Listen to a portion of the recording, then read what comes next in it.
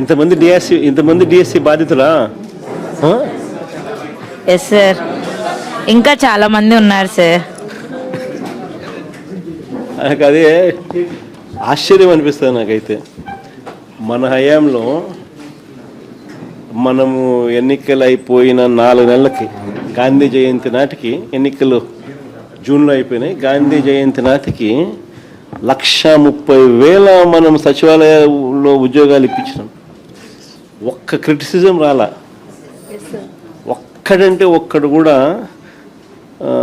Criticise చేసే పరిస్థితికి మనం ఛాన్స్ ఇవ్వాల. అంత ట్రాన్స్పరెంట్గా చేసినాం. 130,000 ఉద్యోగాలు, ఈడ 16,000 ఉద్యోగాలకు దీనికి రకరకాలుగా దాన్ని తిప్పి ఇంత కాంట్రవర్షియల్ చేసి అమ్ముకునే కార్యక్రమం దాకా తీసుకుపోవడం అంటే నాకు ఆశ్చర్యం అనిపిస్తుంది. దాన్ని నడిపించిన తీరు. 18 లక్షల మంది అందులో రాస్తున్నారు. అసలు నిజంగా వీళ్ళు ప్రవర్తించిన తీరు చాలా అన్యాయమైన తీరు. నేను ఒక ప్యానెల్ క్రియేట్ చేస్తాం జగదీష్, ఇది అయిపోయినాక.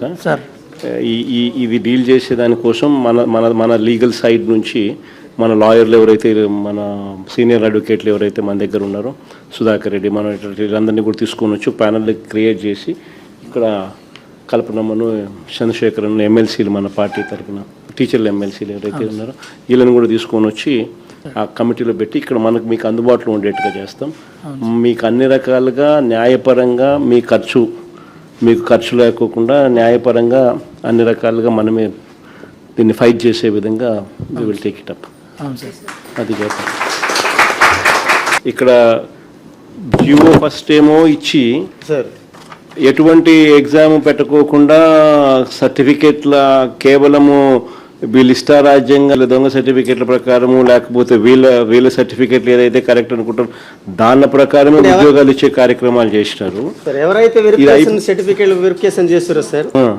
ఆ తర్వాత వాళ్ళు ఉద్యోగాలు ఇచ్చేసిన తర్వాత ఆ సర్టిఫికేట్ మళ్ళీ జీవో అది క్యాన్సిల్ చేసి ఇప్పుడు మళ్ళీ ఎగ్జామ్ మీరంతా రాయాలా అని చెప్పి అంటున్నారు. ఫస్ట్ ఏమో వాళ్ళు ఒక జీవో ఇచ్చినారు, వీళ్ళు ఎలాంటి ఎగ్జామ్కు రాయాల్సిన అవసరం లేదు, వీళ్ళకు ఎగ్జామ్ రాయాల్సిన అవసరం లేకుండా కేవలం వీళ్ళ సర్టిఫికెట్ల ఆధారంగానే మేము అపాయింట్మెంట్ ఇస్తాము అని చెప్పి, తర్వాత వాళ్ళు ఇష్టం వచ్చినట్టుగా ఆ కార్యక్రమాన్ని చేసినారు.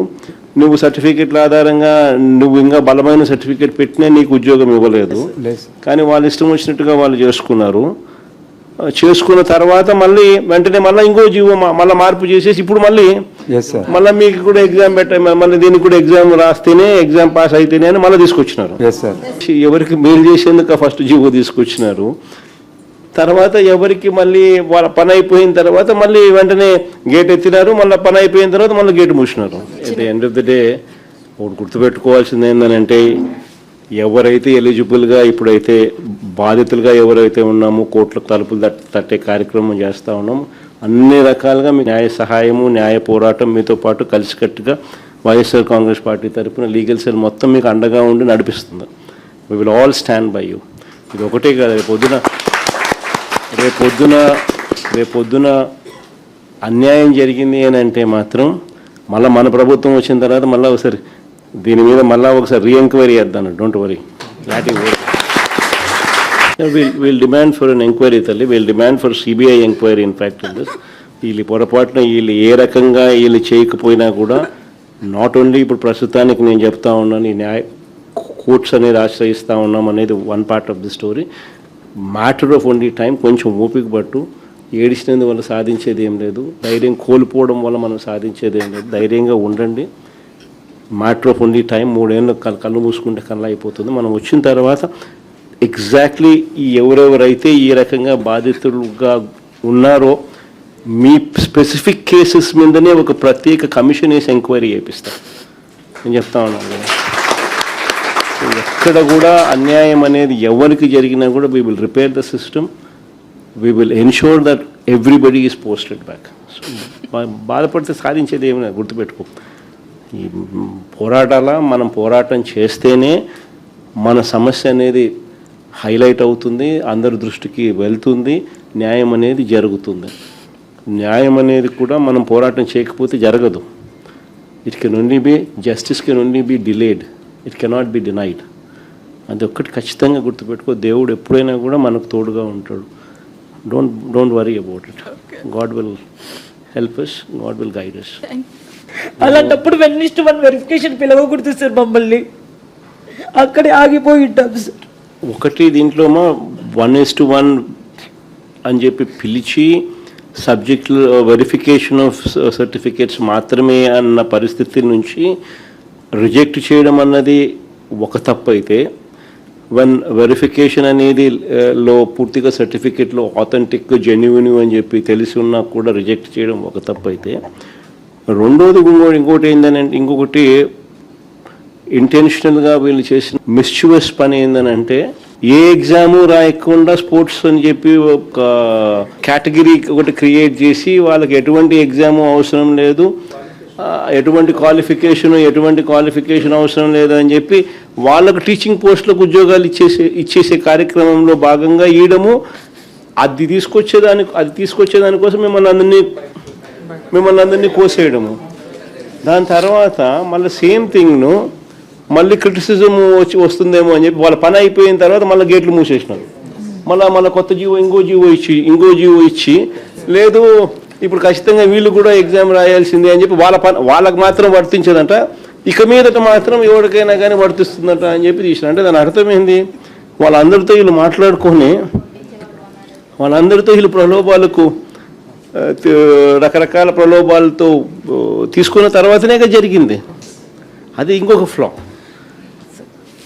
3 months బయటికి రాలేకపోయాం సార్. అసలుకి చాలా సఫర్ అయ్యాం సార్. నాతో పాటు మా పేరెంట్స్ కూడా సఫర్ అయ్యారు సార్. ధైర్యంగా పడతారు.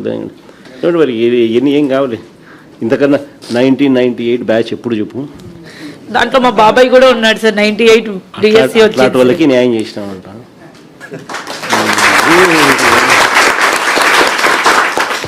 దీని గురించి బాధపడతావు ఎందుకు, కొంచెం ఓపిక పట్టు. Thank you sir.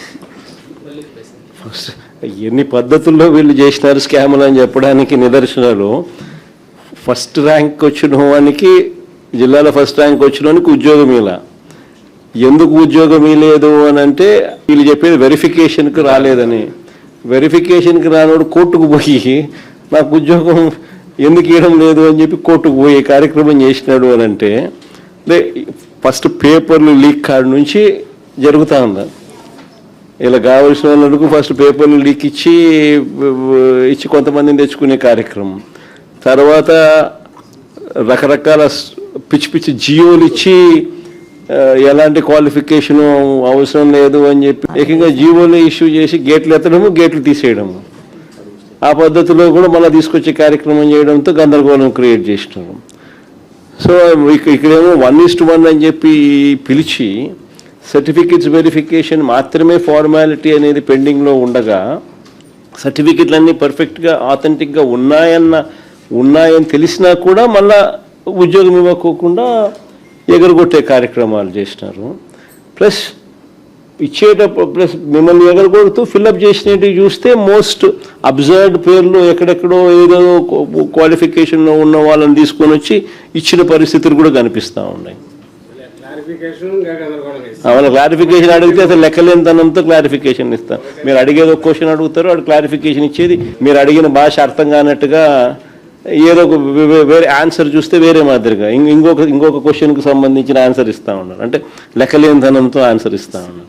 మీ అందరికీ మళ్ళీ ఒకసారి చెప్తా ఉన్నాను, మనకు మాట్లాడగలిగిన వాళ్ళు బహుశా నా దగ్గరికి కొంతమంది రాగలిగినారు, చాలామంది కొన్ని వేల మంది చాలామంది బహుశా రాలేని పరిస్థితిలో కూడా ఉన్న వాళ్ళు కూడా చాలామంది కూడా ఉండొచ్చు. బట్ ప్రతి ఒక్కరికి కూడా నేను భరోసా చెప్తాను. ఇక్కడ ఒక కోఆర్డినేషన్ కింద ఇట్లా ఇద్దరు ఎమ్మెల్సీలు, వీళ్ళిద్దరు టీచర్స్ ఎమ్మెల్సీలే, చంద్ర అండ్ కల్పనమ్మ. వీళ్ళకి తోడు మన స్టూడెంట్ వింగ్ నుంచి ప్లస్ మన లీగల్ సైడ్ నుంచి కూడా మన పార్టీ లీగల్ సైడ్ నుంచి కూడా లాయర్లు అందరినీ కూడా ఎంపానల్ చేసి ఒక కమిటీని ఫామ్ చేసి ఇక్కడ పెడతాం. ఎవరికి ఏ సమస్య వచ్చినా కూడా ఎనీ లీగల్ హెల్ప్, మీరు ఎవరికి రూపాయి కూడా డబ్బు ఖర్చు కాకుండా వీళ్ళే లీగల్గా కోర్టులలో కేసులు వేసి మీ తరపున వాద్యం చేసేట్టుగా వీళ్ళందరినీ కూడా పురమాయిస్తూ ఉన్నా.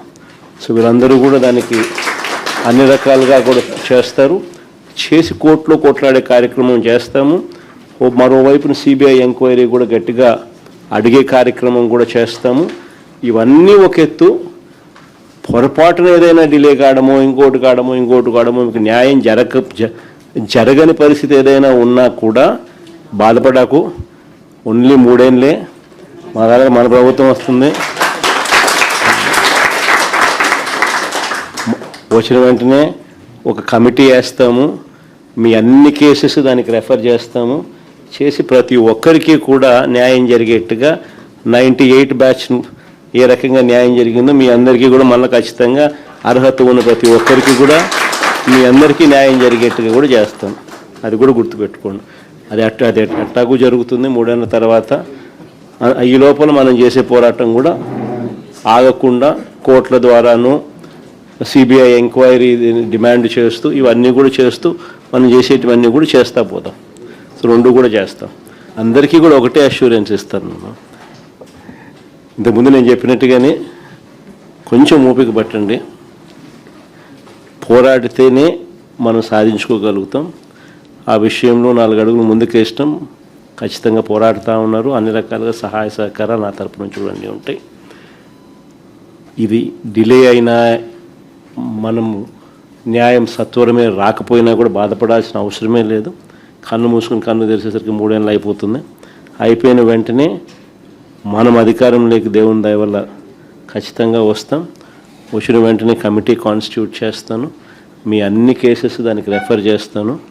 1:1 కింద పిలిచి వెరిఫికేషన్ ఆఫ్ డాక్యుమెంట్స్ మాత్రమే పెండింగ్లో ఉన్న పరిస్థితుల్లో మీ అందరికీ కూడా జెన్యున్ డాక్యుమెంట్స్, ఆథెంటిక్ డాక్యుమెంట్స్ ఉన్న పరిస్థితి ఉన్న నేపథ్యంలో ఉన్న వాళ్ళందరికీ కూడా ఖచ్చితంగా జరిగించాల్సింది జరగాల.